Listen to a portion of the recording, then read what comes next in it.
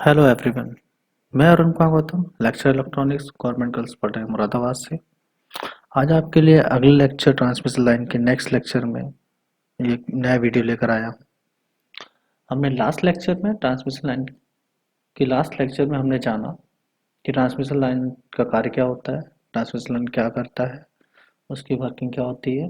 Transmission line का हमने equivalent circuit diagram के बारे में जाना, जिसमें हमने सीरीज प्राइमरी कांस्टेंट्स के बारे में जाना तथा सेकेंडरी कांस्टेंट के बारे में जाना। प्राइमरी कांस्टेंट में हमने पढ़ा कि series resistance, series inductance, shunt capacitance तथा शंट कंडक्टेंस जिसे जी से डिनोट करते हैं।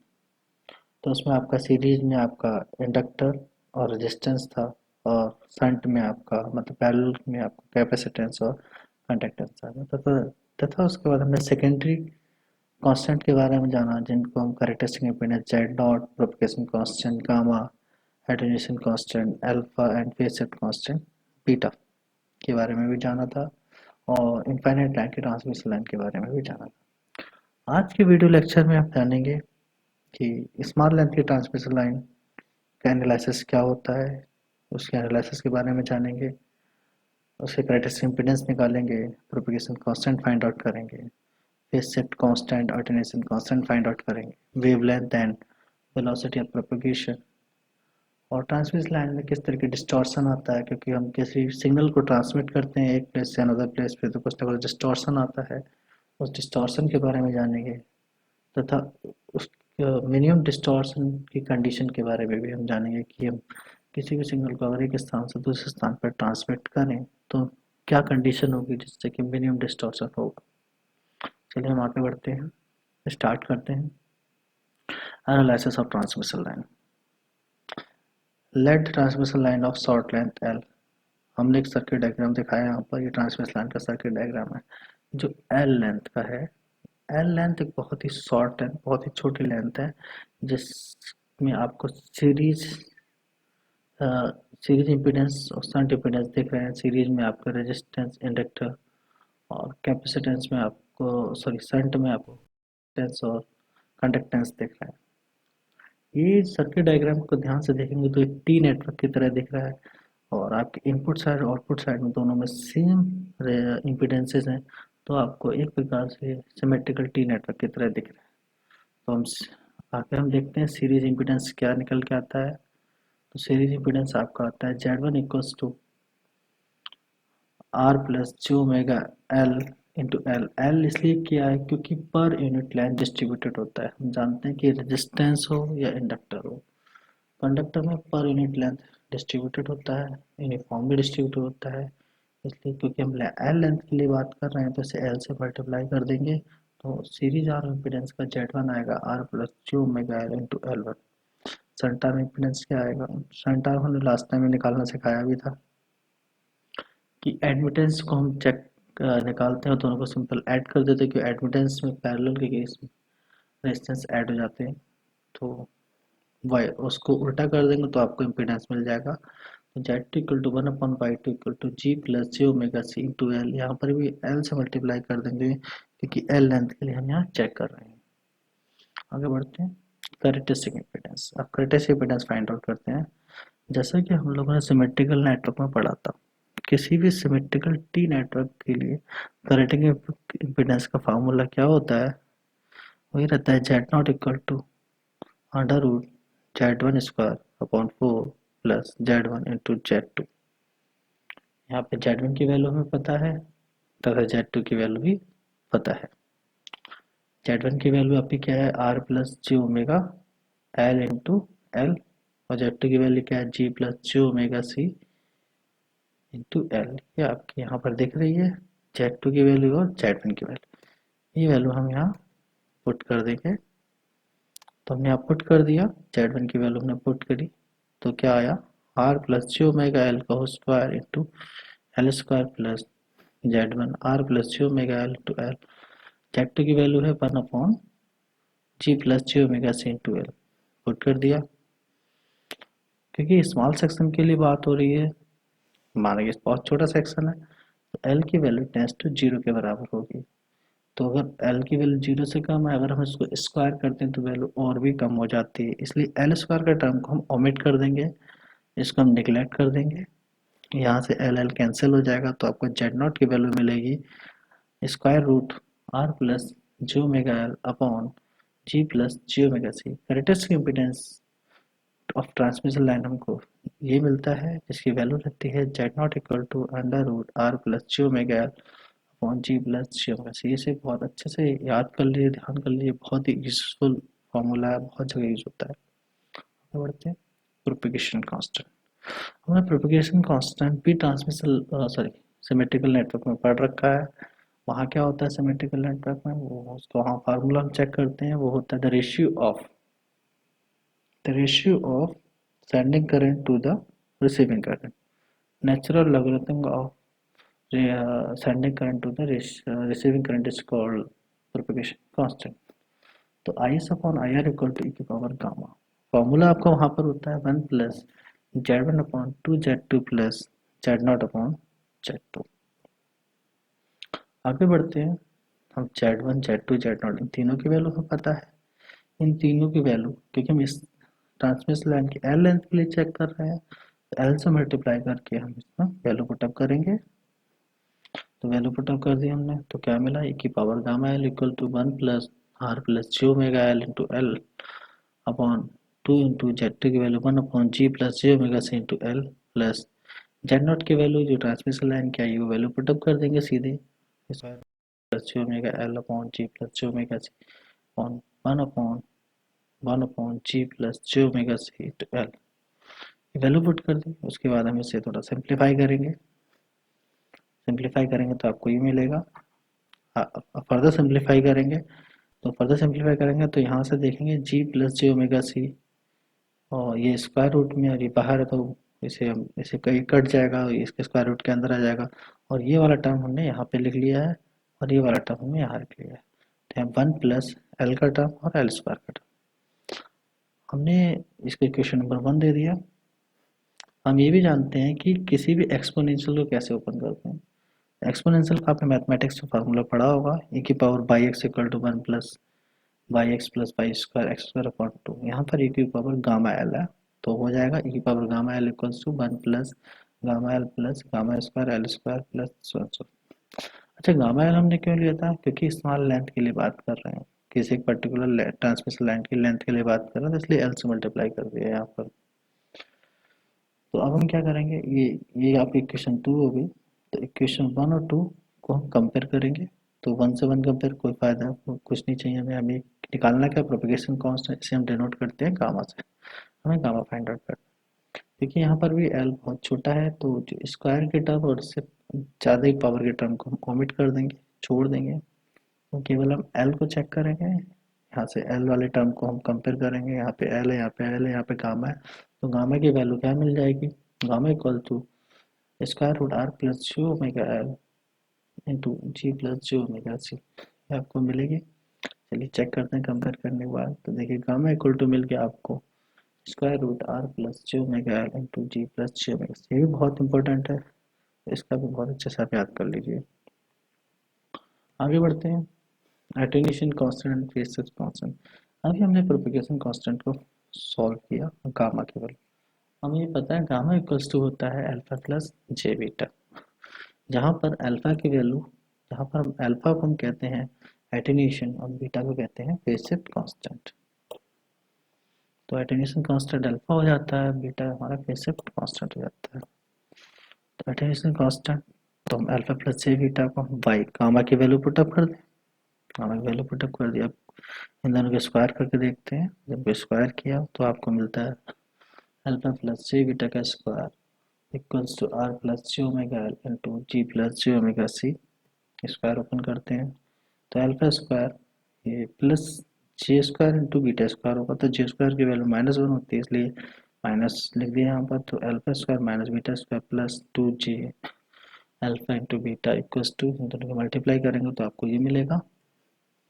यहाँ पे जे स्क्वायर की वैल्यू -1 हमने पुट कर रखी है, तो आप कैलकुलेशन करते समय ध्यान रखेंगे।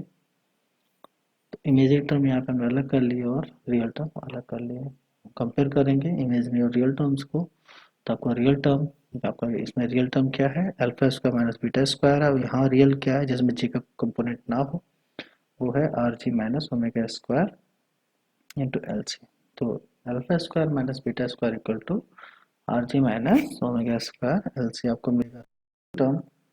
तो इस इमेजिनरी क्या मिलेगा आपको, इमेजिनरी मिलेगा ये, जो जे का टर्म हो तो जे हटा देंगे, टू अल्फा प्लस यहाँ से मिलेगा to alpha beta equal to omega L G plus R C. ये आपको दोनों टर्म मिल गए, इक्वेशन डिनोट कर दिए 2 एंड 3। अब जो फर्स्ट इक्वेशन थी, जो propagation constant y gamma equals to alpha plus J beta है, उसका मॉडुलस निकालेंगे। तो मॉडुलस हम जानते हैं, मॉड इक्वल टू हमारा रियल का स्क्वायर, स्क्वायर रूट रियल का स्क्वायर प्लस इमेजिनरी का स्क्वायर होता है।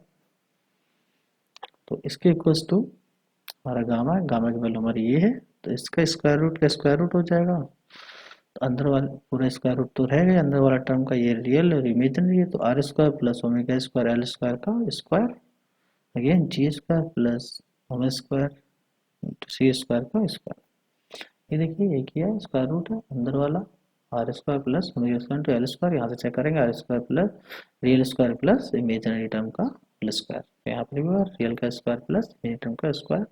इस तरीके से आपको मॉडुलस निकाल के आपको इक्वेशन मिलती है।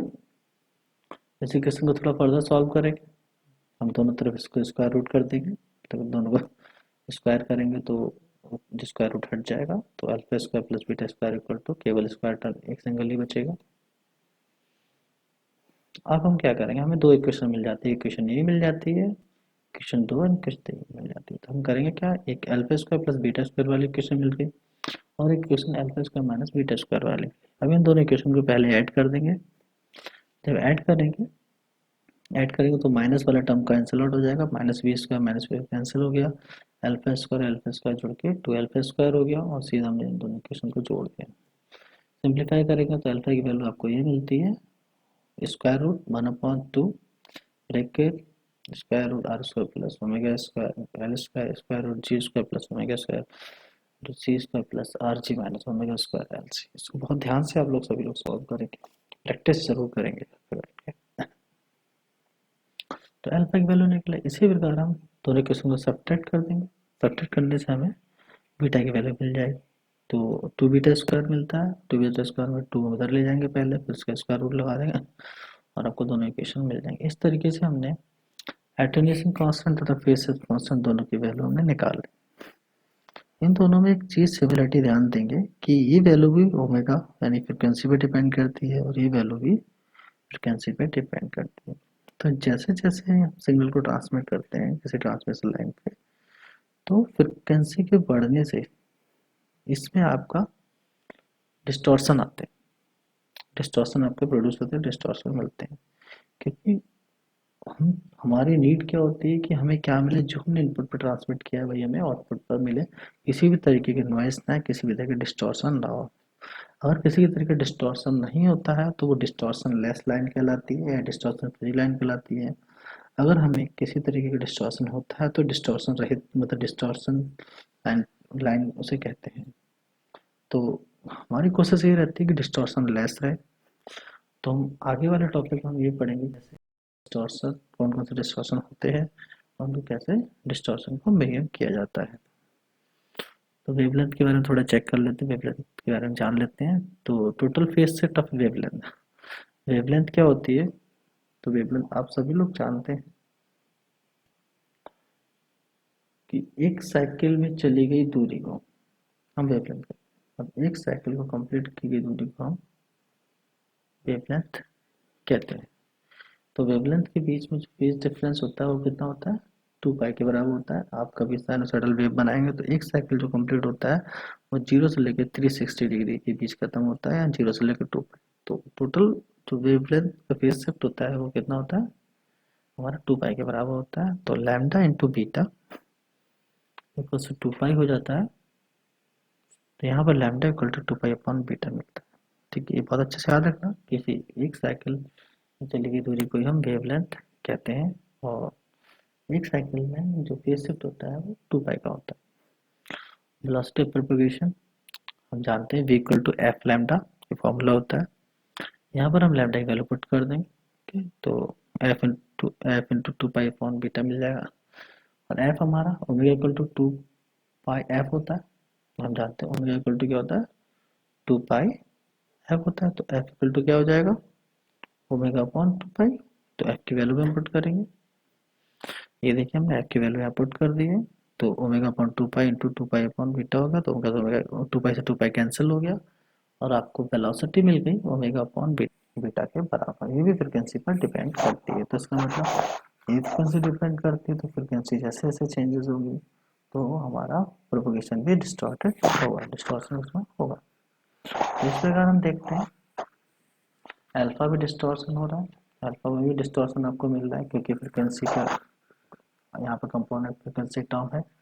फ्रिक्वेंसी बढ़ेगी, फ्रिक्वेंसी चेंज होगी तो हमारा अल्फा भी चेंज होगा, एटेन्यूएशन चेंज होगा, बीटा भी चेंज हो रहा है फ्रिक्वेंसी पर। और आप इस तरीके से हम देखा कि वेलोसिटी प्रोपगेशन भी चेंज हो रही है। तो डिस्टॉर्शन ट्रांसमिशन लाइन पहला फ्रिक्वेंसी डिस्टॉर्शन, फ्रिक्वेंसी के कारण the attenuation constant depends upon the frequency. So at the high frequency the attenuation will be more as compared to low frequency. जैसे जैसे फ्रिक्वेंसी बढ़ाएंगे आपका attenuation बढ़ेगा तो attenuation ज़्यादा होगा। तो ये हमारा फ्रिक्वेंसी डिस्टॉर्शन कहलाता है। देखिए फार्मूला अल्फा है क्योंकि फ्रिक्वेंसी पे डिपेंड करेगा। तो फ्रिक्वेंसी जैसे जैसे बढ़ाएंगे वो भी स्क्वायर का टर्म है तो ये इसकी वैल्यू आपको बढ़ती जाएगी। डिले डिस्टॉर्शन मतलब फेज, यानी कि जैसे डिफरेंट डिफरेंट फ्रिक्वेंसी में डिफरेंट डिफरेंट फेज मिलेगा। तो अगर हमें इनपुट हमने कुछ दिया आउटपुट हमें कुछ और मिलेगा, अगर फ्रिक्वेंसी चेंज होती है तो ये भी ठीक नहीं है। तो इसे हम डिले डिस्टॉर्शन कहते हैं। The phase shift constant is also depend upon the frequency, so there will be different phase at different frequency at the receiving end, so this is called delay distortion। तो beta हम check करेंगे ये। इससे velocity propagation में भी हमने देख लिया, वो भी ओमेगा पर डिपेंड करता है क्योंकि वेलोसिटी इक्वल टू होता है ओमेगा अपॉन बीटा। तो ये ओमेगा पे डिपेंड कर रहा है, फ्रिक्वेंसी डिपेंड कर रहा है। तो ये भी हमारा डिस्टॉर्शन लेस नहीं है, इस पर भी किसी न किसी का डिस्टॉर्शन होगा फ्रिक्वेंसी के कारण। अब मिनिमम डिस्टॉर्शन की कंडीशन क्या होती है, हम जानते हैं अटेन्यूएशन कांस्टेंट क्या होता है। अटेन्यूएशन कांस्टेंट का फॉर्मूला लिख लिया, इसे स्क्वायर करके हमने ये सिंपल फॉर्मूला फाइंड आउट कर लिया। अब हम मिनिमम निकालेंगे तो हम इसको हम मान के चलते हैं कि एल हमारा वेरिएबल है और बाकी सब कांस्टेंट है, क्योंकि एल को ही हम चेंज कर सकते हैं। एल को चेंज करना आसान होता है, जिससे कि हमें जो इंडक्टेंस होता है उसको चेंज करके हम डिस्टॉर्शन को रिड्यूस कर सकते हैं। हम आगे पढ़ेंगे लंप लोडिंग, ल्यूम्प लोडिंग और आपकी कंटिन्यूस लोडिंग, इस तरीके की लोडिंग हम पढ़ेंगे आगे। तो वहाँ से हम देखेंगे ये इंडक्टर जो होता है, इंडक्टर को आसानी से चेंज किया जा सकता है। तो इंडक्टर को हम वेरिएबल रखेंगे, बाकी रेजिस्टेंस और आप कैपेसिटेंस एंड कंडक्टेंस को हम कांस्टेंट मान के चलते हैं।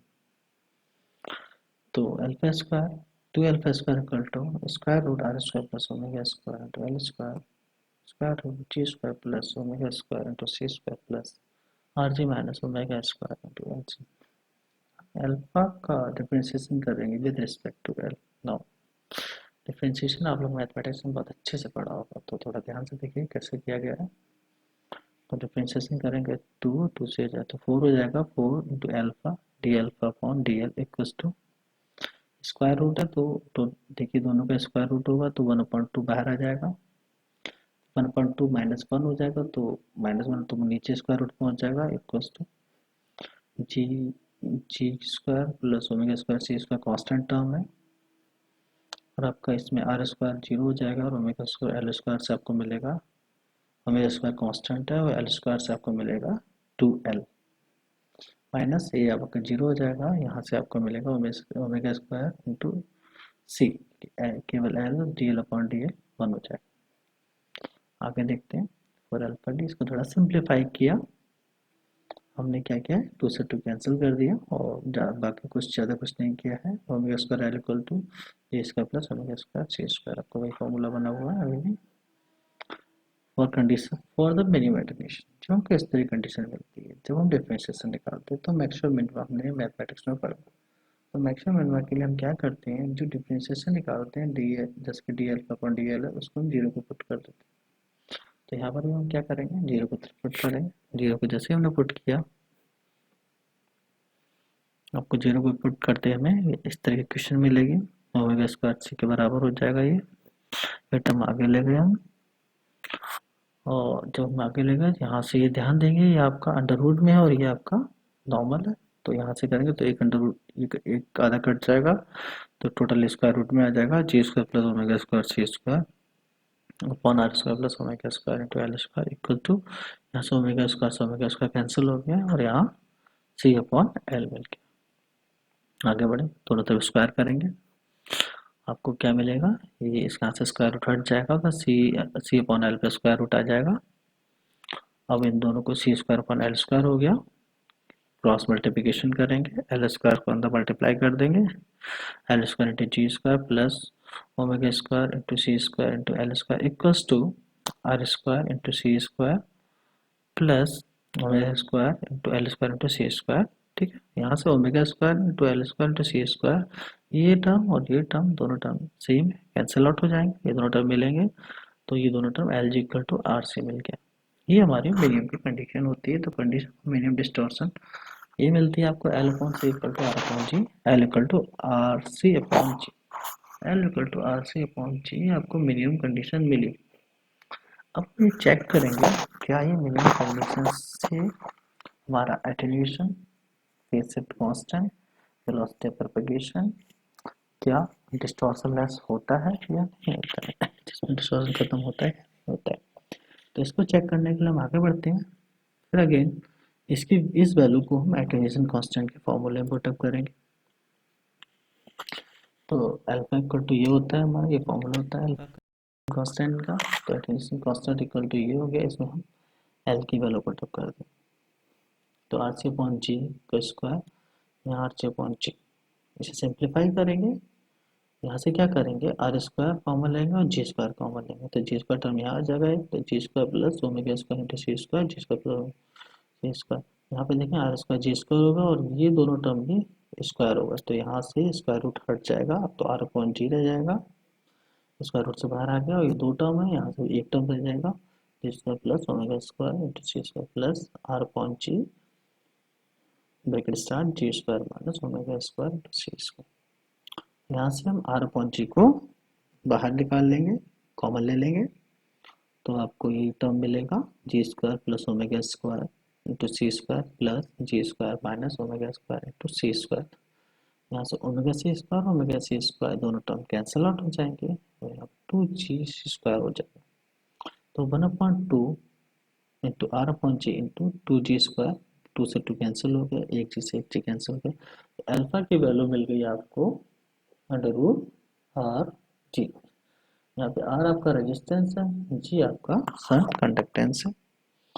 हम यहाँ ध्यान से देखेंगे, अगर हम एल की वैल्यू ये रखते हैं आर सी अपॉन जी, तो अल्फा की वैल्यू आपकी अंडर रूट आर जी के बराबर हो जाती है। It means geometrical mean of resistance and shunt conductance. और ये भी ध्यान देने वाली बात है, ये किसी भी फ्रिक्वेंसी पर डिपेंड नहीं करता। अगर ये फ्रिक्वेंसी डिपेंड नहीं करता है तो इसका मतलब एटेन्यूएशन कांस्टेंट कांस्टेंट हो जाता है, यानी डिस्टॉर्शन खत्म हो जाता है। So from here we can say that the value of attenuation constant does not depend upon frequency, so attenuation distortion will remove. So attenuation distortion remove हो जाता है here. The attenuation is the geometrical mean of R and G. R is the resistance, G is the shunt conductance of transmission line. तो हम यहाँ से attenuation का तो clear हो गया। अब बात करते हैं फेज शिफ्ट में, यानी वेलोसिटी ऑफ प्रोपगेशन की बात करते हैं। Similarly, putting the value of L in phase shift constant. Phase shift constant का फॉर्मूला हमने पुट अप किया।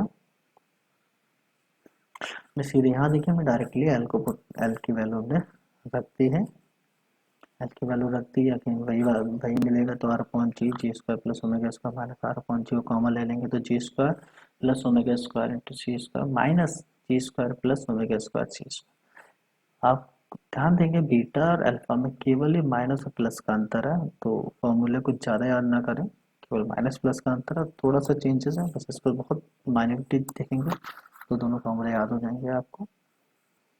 तो यहाँ से इस बार हमारा जी और आपको 2 omega square into C square मिलेगा। तो बीटा की वैल्यू मिलेगी, 2 से 2 कैंसिल हो गया, ये बीटा की वैल्यू मिलेगी omega under root R G square upon G. तो R C square upon G, यहाँ से देखेंगे R C upon G, R C upon G की वैल्यू क्या है, आर सी अपॉन जी की वैल्यू है एल, ये आप जानते हैं। तो आर सी अपॉन जी की वैल्यू है एल, तो एक से अलग कर देंगे, आर सी अपॉन जी की वैल्यू हम एल पुट अप कर देंगे, तो beta equal to omega L, beta equal to omega square root L C मिल गया। यहाँ केस सेट अभी भी फ्रीक्वेंसी पर निर्भर कर रहा है। चलिए लेकिन वेलोसिटी प्रोपगेशन चेक करेंगे, देखिए फेज में वहीं से पता चलेगा।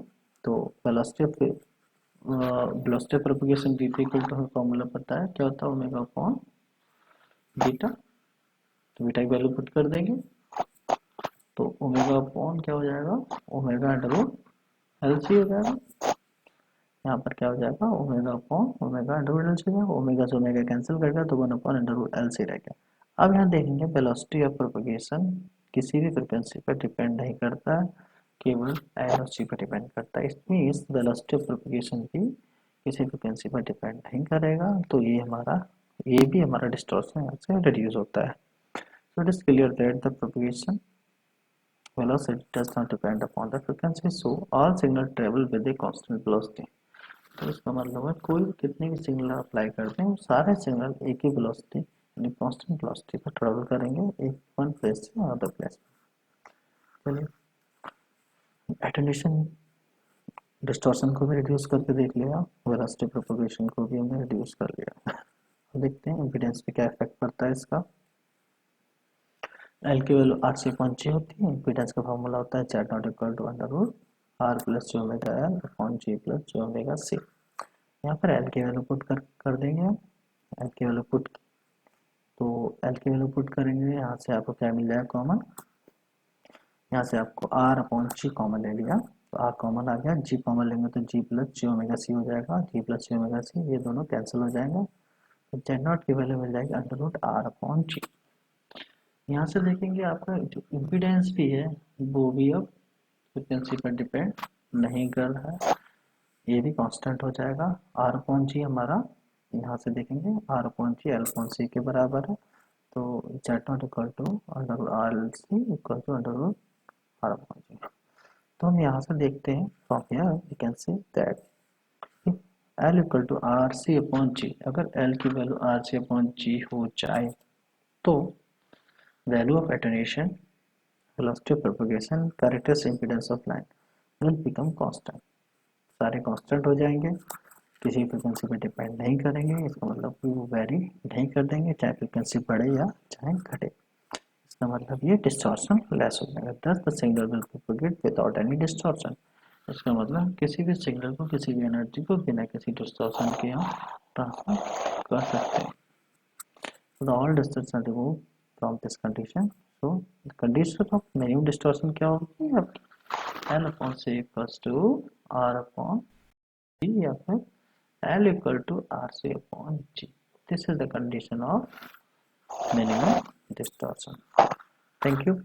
आप इस वीडियो को बहुत अच्छे से स्टडी करें, इसको लेकर नोट्स बनाएं। अगर किसी भी तरीके की समस्या हो then you can ask me from my personal number। और जो और कोई हमारे क्लास कॉलेज के अलावा कोई और भी इसको वीडियो देख रहा हो और कोई समस्या है, कोई प्रॉब्लम है, तो आप मुझे कमेंट बॉक्स में लिखकर कमेंट कर सकते हैं। मैं आपको कोशिश करूँगा कि आपके सारे क्वेश्चन के सारे जवाब दूँ। Thank you.